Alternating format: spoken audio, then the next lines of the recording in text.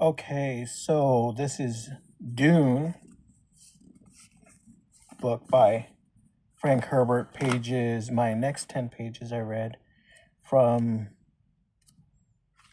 page 70 to 80. Actually, I read a chapter, so it was probably about 13 pages, but I'll count it as 10 pages.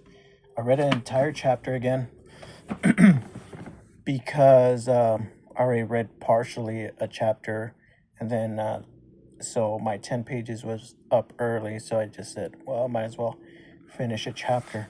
So I read an entire chapter, and this chapter, I was expecting it to be very good because of what the previous chapter ended, how the previous chapter ended, because the previous chapter ended on a suspense, Jessica running to the room checking on Paul. But this chapter slows down that, kind of screws the momentum. So I would say you could probably skip this chapter if you want, but I'm not sure. I'm not sure if that's a good idea. But I would say, oh, you could skip this chapter because unless you want more detail. See, the thing about Frank Herbert, this guy, the way he writes, he's extremely detailed. Like, he writes detail to the max. Like, he'll say, like, oh, the little part of his hair flew, and he turned his head to the left, and he left out a big sigh, and he said, "You know what? It's a good day." Like, he'll be very detailed. Holy shit, does he write in detail? And it's hard for a beginner reader like me.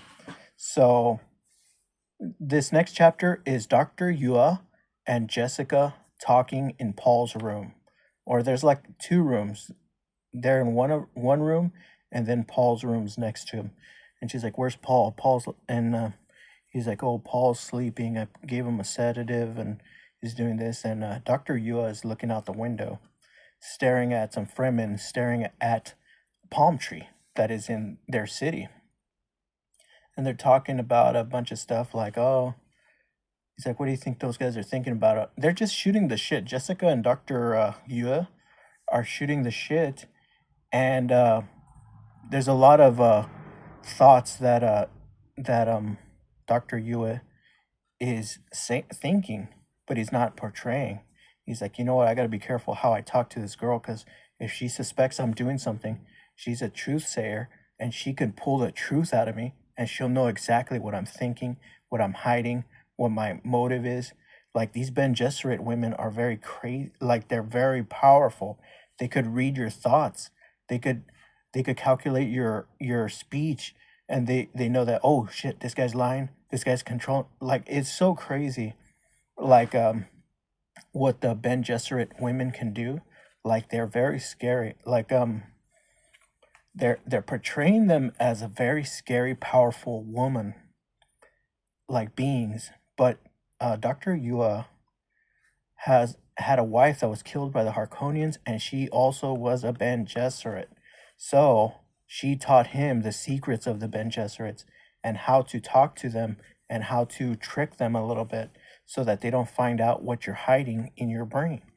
So Dr. Yua probably did something bad to Paul and put him to sleep, but he talked to Jessica in a way where he got her trust and said, "Oh, he was feeling tired, so I gave him a sedative, and he's sleeping peacefully now." But he's hiding in his thoughts, like, I can't let her know what I'm doing, what my plan is, and like, the Harkonian's gonna do this. Like, if I say this, she's gonna find out this. Like, it's so strategic, and Jessica is falling for it, and it sounds like she's falling for it. And he's like, "Oh, he's such a considerate dude, like he's doing this." Until the end of the chapter where she's walking out, and she's like, "He was hiding something." Like, she knew he was hiding something, but she's like, he was probably hiding his feelings to make me feel bad or something like that. So it seems like whatever he said completely worked, and covered his plan, and that's how the chapter ends. So basically, I would say you could skip that chapter if you don't want so much detail on how dangerous the Ben Gesserit women are at actually reading your mind and reading your thoughts and reading people, because they could really read a person like very detail, and they read your face, your facial movements, your eyes. They look at you like a freaking lion. They're looking at you to see if you're lying and all that stuff. And it's crazy. It's crazy writing. Ben Gesserit women, man. That's Jessica. She's a Ben Gesserit. But they still talk about stuff. They say she finds out that the Harkonians killed. She found out a lot of stuff from Doctor Yua, and I think his first name was Willington. I think Willington Yua, because she called him Willington. So I'm thinking his first name is Willington. But Jesus Christ, this fucking, I don't know if I could show you. If I could show you an example of how the guy writes, it says Jessica followed, peered into a shadowy room. Paul lay on a narrow cot, one arm beneath a light cover and the other thrown back over his head. Slated blinds at the window besides the beds wove a loom of shadows across face and blanket. You see that fucking detail where I just read? This is how the guy writes. See, Jessica followed, peered into a shadowy room.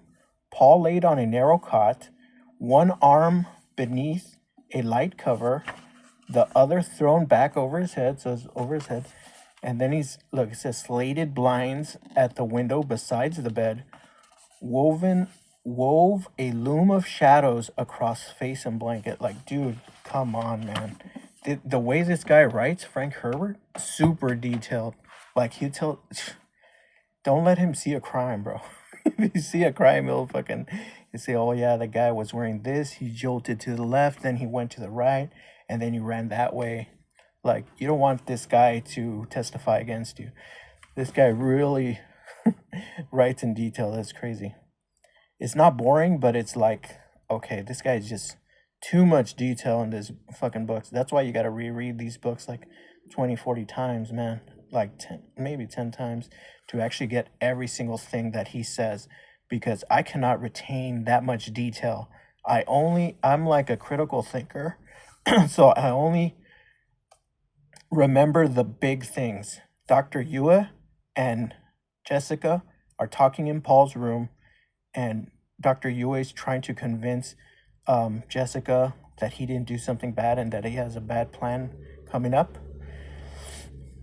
And so far it seems like he's successful at doing that. And so if you like detail like that, if you love the detail, then go ahead and read the chapter. But I think you'll be safe skipping this chapter. One second, because you hear all that? All right, so that sound is not going away, man. They're doing something out there. The things I gotta deal with. I live in a noisy place. It's hard for me to find quiet things, but I'm reading this book pretty good, 10 pages at a time. And the only thing that sucked about this book, the chapter that I read, is that it didn't scratch the itch that I was thinking, holy shit, something happened to Paul. What happened? And it was gonna be crazy. It was kind of calculated, so it was weird. I would say skip that chapter and go to the next chapter, and maybe it will make the book shorter, because not all, there's just so much fucking detail in this book. You don't have to read every single chapter. I'm starting to see you can skip a chapter here and there, because there's just so much fucking detail, and things get repeated over in other chapters. So you do find more about Jessica and Duke Leto's relationship, and why she never asked him to get married. She said, well, I never asked him to get married because if he's single, then that gives other people hope that they can marry him, and there can be peace within those things. So we're just keeping that line available. So just that amount of thought and thinking goes in this book is fucking crazy. Who thinks like that? Who writes a book like that? That shit is nuts. So yeah, that was the chapter. That was my 10 pages or more, and that's what it is. It's pretty good.